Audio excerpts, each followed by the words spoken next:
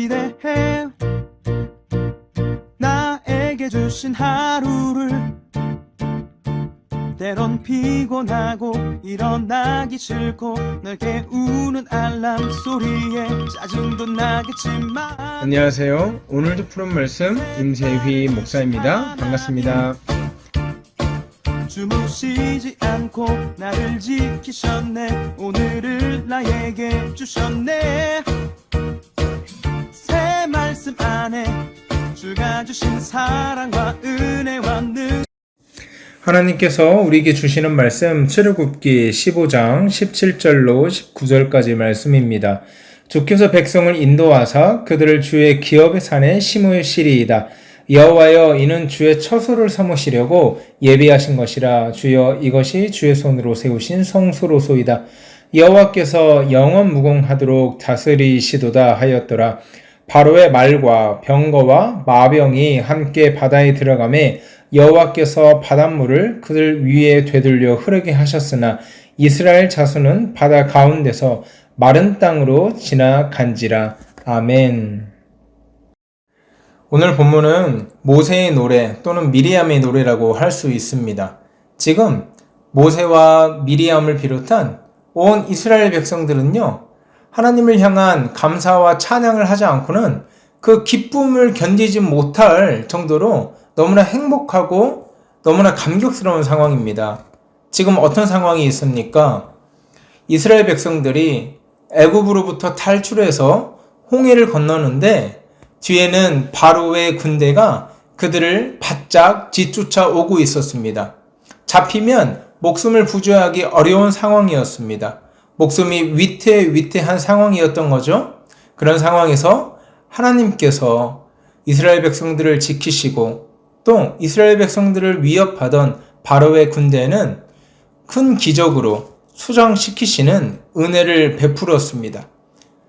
이에 놀란 이스라엘 백성들은 하나님께서 우리를 돌봐주셨다. 하나님의 은혜로 우리가 구원을 받았다는 이 은혜와 이 감격에 어쩔 줄을 몰라 하면서 이것을 감사와 찬양으로 고백하고 있는 것입니다. 그런데 오늘 16절을 보면요, 이런 표현이 등장합니다. 여러분 16절에 보니까 자신들을 어떤 백성이라고 지칭을 하고 고백하냐면, 잘 들어보세요. 여호와여, 주의 백성이 통과하기까지, 곧 주께서 사신 백성이 통과하기까지. 그러니까 모세가 생각하는 자기의 정체성은 무엇이냐면 그냥 하나님께서 선택하신 백성 그 이상으로요, 하나님께서 값을 지불하고 사신 백성이라고 표현을 하고 있다는 거예요. 여러분, 물건에는요 다 가치가 있습니다. 그런데 그 가치를 정하는 기준이 뭐냐면 내가 얼마나 많은 돈을 주고 이 물건을 사왔느냐, 거기에 따라서 가치가 달라져요. 어떤 물건을 사기 위해서 무엇을 지불했느냐에 따라서 그 물건의 가치가 달라지는 것입니다. 빵을 사기 위해서 2,000원을 냈으면 그 빵의 가치는 2,000원짜리예요. 핸드폰을 사기 위해서 우리가 60만원, 70만원을 냈으면요, 그 핸드폰의 가치는 60만원, 70만원짜리가 되는 것입니다. 여러분, 우리의 가치는요, 우리를 하나님께서 사기 위해서 예수 그리스도를 희생하셨습니다. 예수 그리스도, 하나뿐이 없는 하나님의 독생자 아들 예수 그리스도를 십자가에서 죽이셨습니다. 그렇기 때문에 여러분, 저와 여러분들의 가치는 돈으로 환산할 수 없는 예수님짜리인 것입니다. 예수님이 우리의 가치가 되신 것입니다. 그 말도 안 되는 무한한 가치를 지불하고 저와 여러분을 사시고 백성 삼으시고 또 자녀 삼으셨다는 것입니다. 사랑하는 여러분, 우리에게 환난이 찾아오고 또 고통이 찾아왔을 때 우리가 우리의 정체성을 이렇게 다시 한번 점검해 봤으면 좋겠습니다. 나는 하나님이 사신 예수님짜리 인생이다. 그 예수님짜리 인생을, 그 귀한 인생을 하나님이 결단코 포기하지 않을 것이다. 이렇게 굳센 믿음 붙들고 녹록치 않은 인생을 살아가는 저와 여러분 되기를 주의 이름으로 소원합니다. 그런가 하면 17절에 이런 표현이 있습니다. 주께서 백성을 인도하사 그들을 주의 기업의 산에 심으시리이다. 이렇게 말하고 있어요. 여기서 주목할 표현은 기업의 산에 심으시리이다. 오늘 모세가 기업의 산에 인도하실 것이다 이렇게 표현하지 않고요. 심으실 것이다 이렇게 말했어요. 여러분, 이거는 마치 이런 표현입니다. 하나님께서 우리를 작정하고 책임지고 그 약속의 자리에 꽂아 놓겠다는 거예요. 여러분, 이 뉘앙스의 차이를 여러분 좀 이해하셨으면 좋겠어요. 약속의 땅으로 내가 너를 구원의 땅으로 인도할 거야. 이것보다 더 든든하고 더 확실한 약속이, 야, 걱정 마. 너 구원의 땅, 내가 약속한 땅으로 너 반드시 꽂아 놓을 거야. 꽂아 둘 거야. 이 뉘앙스의 차이, 여러분 와 닿으세요? 인도하겠다는 표현보다 어때요? 더 확실하고 더 든든한 약속이 이 심으시리이다. 하나님께서 심으신다. 이 표현이에요. 사랑하는 여러분, 하나님께서요, 우리를 하나님의 약속의 땅에 반드시 심으실 것입니다. 지금은 너무나 힘들고 이 인생을 살아가면서 여러 가지 고민과 또 문제들이 우리를 우겨싸고 우리를 괴롭게 할 때가 너무나도 많겠지만 하나님께서 결국은 우리를 하나님의 약속의 자리에 심으시고 우리를 마침내 웃게 하시며 이전보다 찬란한 영광으로 우리에게 보답해 주실 것입니다. 자, 그런가 하면 19절에 이런 표현이 또 등장합니다. 19절 제가 한번 읽어드릴게요. 바로의 말과 병거와 마병이 함께 바다로 들어가매 여호와께서 바닷물을 그들 위에 되돌려 흐르게 하셨으나 이스라엘 자손은 바다 가운데 마른 땅으로 지나간지라.